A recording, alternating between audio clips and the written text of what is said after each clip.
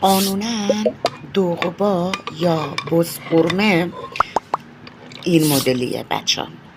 ببین کشک محلی رو آبکی درست میکنیم، بعد این گوشت گوسفند که پخته شد با چربیاش، بعد کشک رو اضافه میکنید.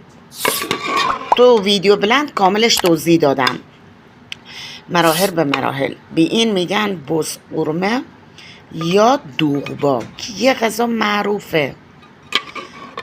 این غذا به نظرم قدیمی ترین غذای ایرانیا و اوچه ها و عشایرا هستش. به نظر خودم قدیمی ترین غذای عشایرا هستش. این غذا اینقدر خوشمزه، هرچی ازش بگم کم گفتم. کم. مراحل پختش رو نگاه کنید، حمایت کنید، لایک و سابم یادتون نره.